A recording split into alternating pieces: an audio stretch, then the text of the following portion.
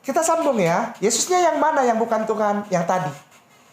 Yesus yang menurut informasi dari kitab saudaraku tersayang yang aku sangat hormati, kitab suci saudara-saudara Kristen dan Katolik, namanya Bible atau Alkitab. Baik, kita lanjutkan. Tadi sampai pada dari bayi lahir sampai usia 12 tahun dia sekolah. Dan tidak ada lagi cerita setelah itu sampai beliau tiba di usia 30 tahun.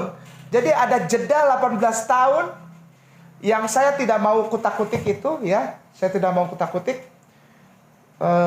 Dan karena memang tidak ada penjelasannya secara apa ya, definite, teologis tidak ada. Jadi hanya sampai situ ceritanya. Dan 18 tahun di dalam kitab Lukas juga diceritakan, maka setelah kejadian itu dia bertumbuh besar dan makin kuat. Sementara detil cerita 18 tahun tidak ada. Jadi dari usia 12 tahun tiba-tiba ada lagi 30 tahun. Pada usia 30 tahun ada kejadian yang sangat luar biasa yang dipegang oleh saudaraku Kristen dan Katolik dan aku ketika aku masih beriman Kristen. Saya Kristen, saya dulu Kristen bukan Katolik ya. Jadi jangan salah sangka. Karena sekarang banyak mualaf yang ngaku mualaf lalu dia bilang saya sekolah tinggi teologi tapi dia Katolik. Enggak. Sekolah tinggi teologi itu, ini perhatian juga untuk para ustadz. Begitu diekspos, mu'alaf ini ternyata jadi bahan tertawaan oleh saudara kita Kristen dan Katolik.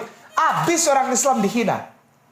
Karena mengekspos mu'alaf yang ternyata mu'alaf salah kaprah. Tidak pernah ada orang yang bilang, aku dulu sekolah teologi. Tapi dia Katolik. Tidak ada. Katolik itu seminari.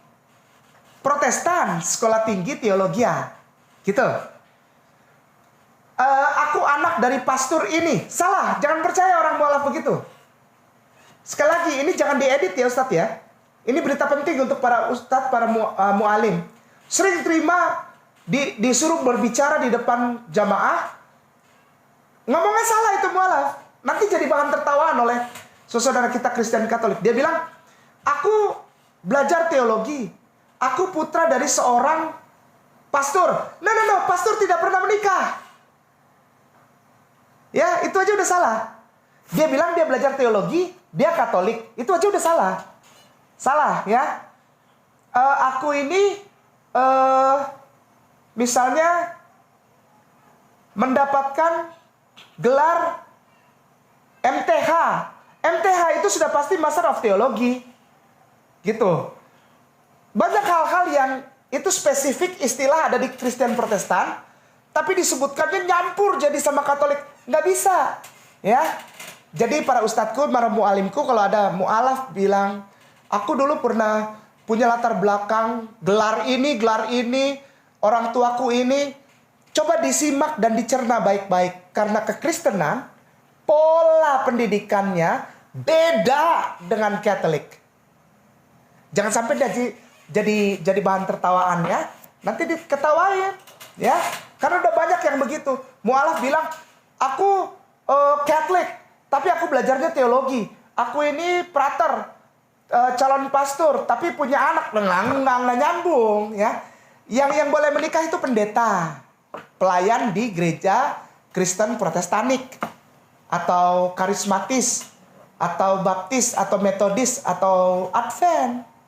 Ya, gereja Advent aja beda sama gereja Protestan dan Katolik. Kenapa? Mereka tidak makan daging. Ya, lalu ada gereja lagi namanya Mormon.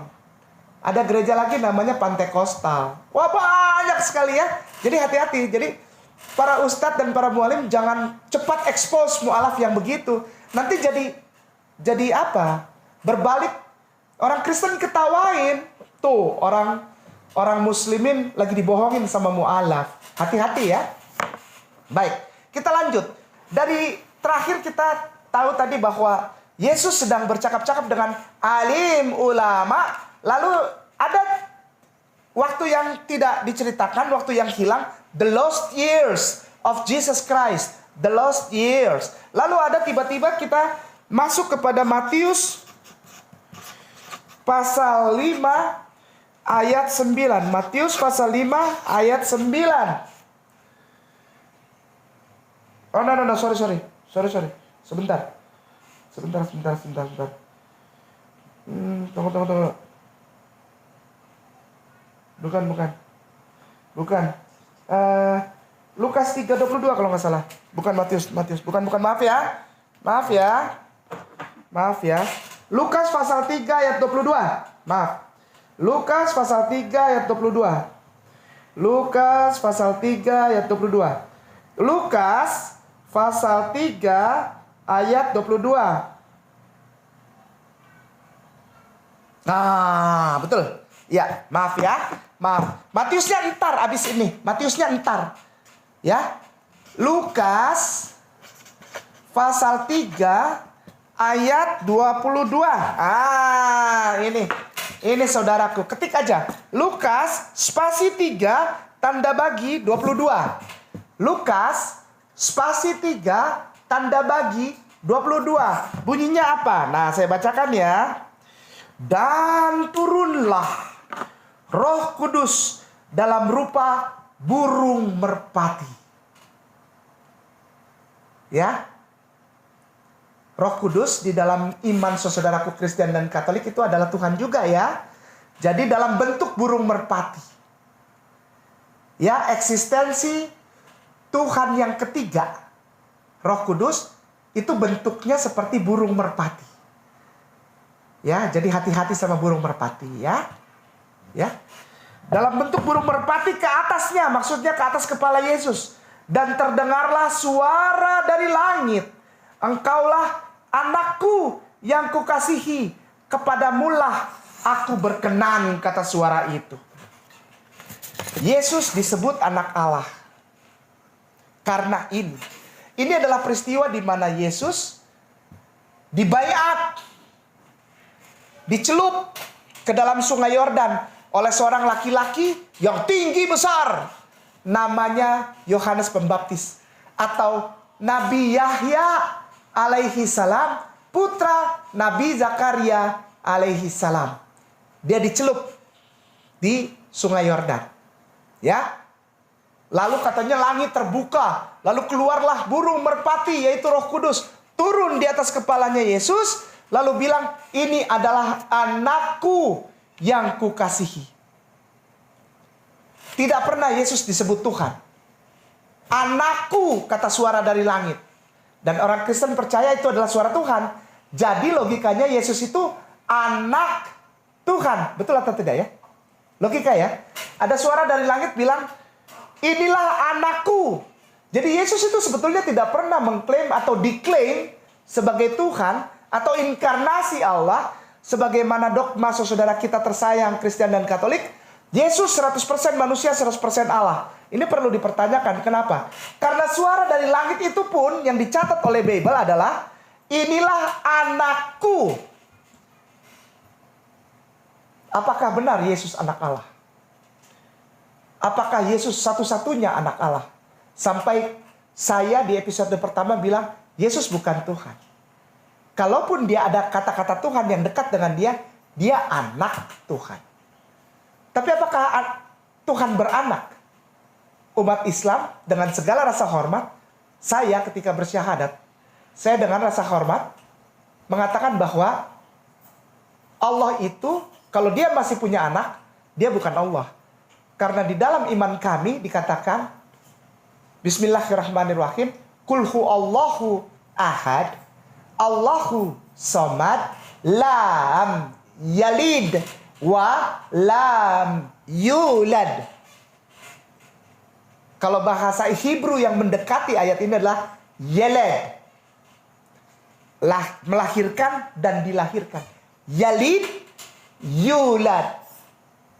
Allah kami tidak beranak dan tidak diperanakan. Sedangkan di dalam Bible disebut bahwa ada suara dari langit, Yesus ini anakku, kata suara dari langit. Yesus anak Tuhan. Baik. Tentang ini saya mohon kesediaannya sebentar untuk saya kasih tanda kurung dulu Matiusnya. Ya. Matius 5 ayat 9-nya saya kasih tanda kurung. Anak Allah katanya. Yesus anak Allah. Saya ingin mengajak saudaraku jamaah kajian sahabat Yamima untuk melihat kitab Kejadian pasal 6. Kitab Kejadian pasal 6, buka saja. Jadi ketiknya begini, Kejadian spasi 6, klik, langsung bisa buka sabda.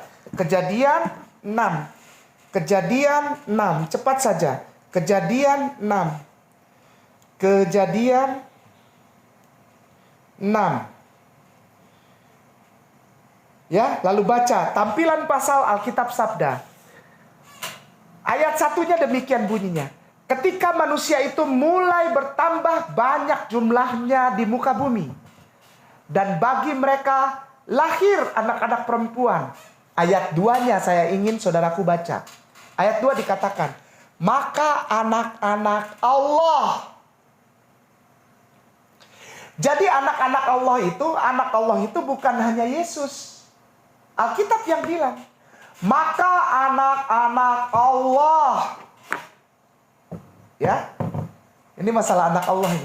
Ya, disebutkan lagi ini di kitab Kejadian. Maka anak-anak Allah melihat bahwa anak-anak perempuan manusia itu cantik-cantik. Lalu mereka mengambil istri dari antara perempuan-perempuan itu, siapa saja yang mereka sukai. Jadi anak-anak Allah itu turun dari langit banyak katanya. Ini Alkitab nih, ya. Jadi anak Allah itu bukan hanya Yesus. Anak Allah banyak. Daud di dalam Alkitab, Nabi Daud alaihissalam, di dalam Alkitab, di dalam kitab sucinya orang Kristen disebut anak Allah, anakku yang sulung. Nabi Yakub alaihissalam disebut Israel, ya, disebut Israel. Isra, perjalanan, Allah. Allah membuat bangsa ini berjalan gitu ya. Ada kisahnya bersama Nabi Musa 40 tahun di padang gurun, ya. Namanya Israel, Isra, perjalanan. Il itu dari kata El, Allah, Israel. Israel, Allah memperjalankan mereka jauh 40 tahun, muter di padang gurun, keluar dari Mesir sampai di Kanaan, di Israel. Jadi kita masuk kepada kata-kata bahwa Yesus anak Allah. Ya. Anak Allah bukan hanya Yesus, banyak. Alkitab yang bilang, tadi barusan kita baca. Nabi Daud disebut anak Allah. Dan yang tadi kita baca, anak-anak Allah turun dari langit langsung memperistrikan anak-anak manusia. Lalu Nabi Yakub alaihissalam Israel disebut anak sulungku, biji mataku katanya, kata Allah di dalam Alkitab. Apa? Yang paling kusayangi. Lalu Efraim disebut anak Allah. Banyak yang disebut anak Allah ternyata. Bukan cuma Yesus. Ternyata anak Allah ini kalau dilihat dari segi bahasanya adalah seorang anak manusia yang mendapat perhatian khusus dari Allah, sama seperti bapa merawat anaknya. Itu anak Allah. Dan ternyata juga di dalam Alkitab Yesus memberi informasi apa arti anak Allah. Jangan salah, ini bukan ngarang ya. Jadi saya bilang anak Allah itu bukan hanya Yesus. Karena apa? Karena Yesus sendiri berkata di dalam Matius. Nah ini baru nih. Matius spasi 5 tanda bagi 9. Matius spasi 5 tanda bagi 9. Yesus bilang anak Allah itu artinya apa sih? Saya bacakan ya. Ini kata-kata Yesus. Berbahagialah segala orang yang mendamaikan orang, karena mereka itu akan disebut anak-anak Allah. Jadi anak Allah adalah manusia yang membawa damai, yang membuat damai. Nah, kata damai di dalam bahasa Ibrani adalah shalom. Jadi orang yang bisa membuat shalom atau orang yang shalom itu disebut anak-anak Allah. Shalom dalam bahasa Arab itu salam.